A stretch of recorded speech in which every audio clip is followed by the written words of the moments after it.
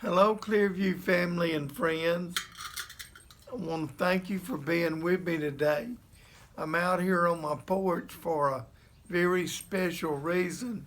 So I want to invite you to pull up a rocking chair, get you a cup of coffee, turn your Bibles to Revelation chapter 22, and we're going to study there this morning. I got up this morning and came through the living room into the kitchen, got me a cup of coffee, made my way out here to the porch.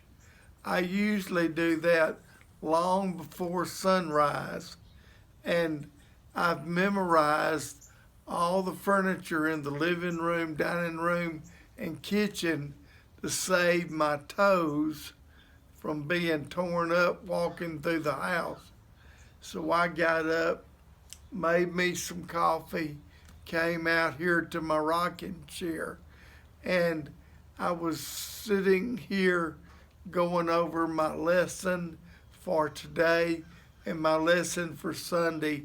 I do that quite often out here early in the morning. And there is no light. There's a couple of street lights, one in the church parking lot. My neighbor has one. There's one up at the dumpster, and then down in the little pit down there is another one. And I don't see that light. I just can see it reflecting off of the tree leaves.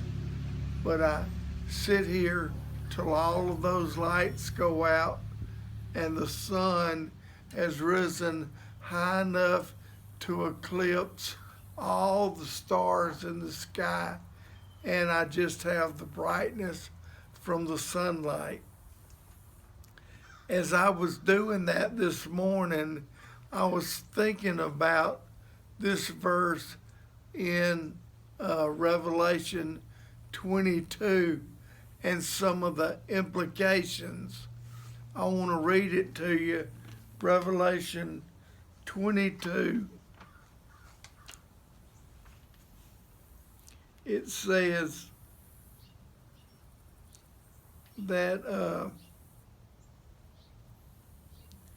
verse 5, and there will be no more night. They will not need the light of the lamp or the light of the sun, for the Lord will give them light, and they will reign forever and ever. The Message translation says, never again will there be any night. No one will need lamplight or sunlight.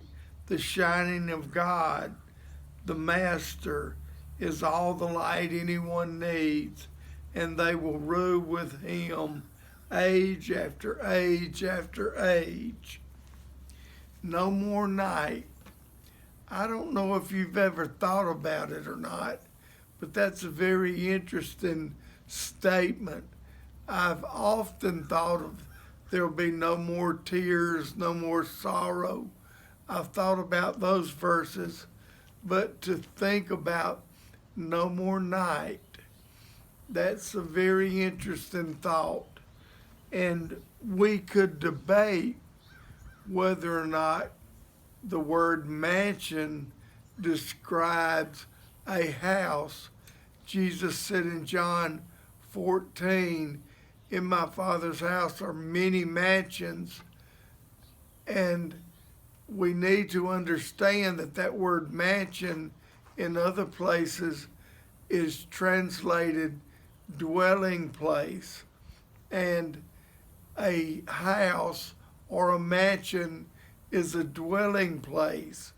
And if you consider 2 Corinthians chapter 4 and 5 and understand that God in heaven is preparing a dwelling for our souls, not necessarily a house like we think about here on this earth, but God is preparing eternal glorious bodies for our souls to live in.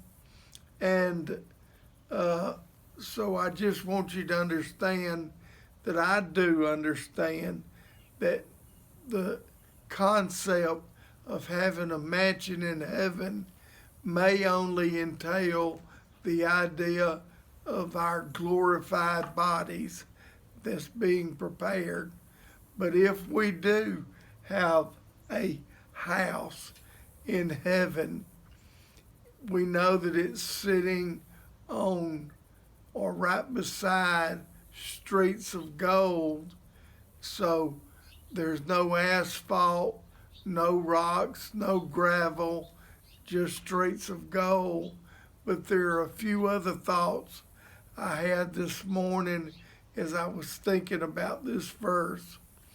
If we do have a house in heaven, it won't have any light switches because we won't need any light.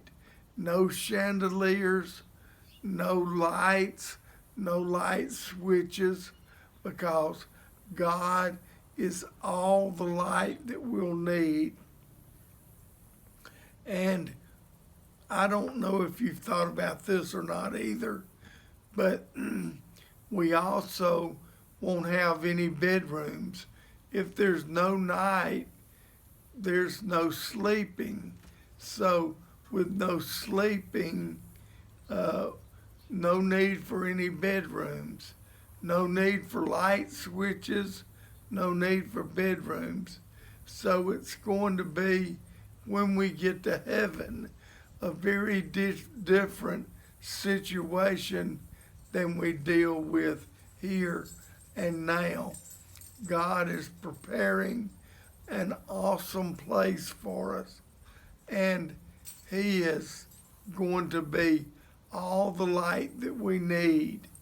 There will be no night and no darkness. You have a blessed day. Thank you.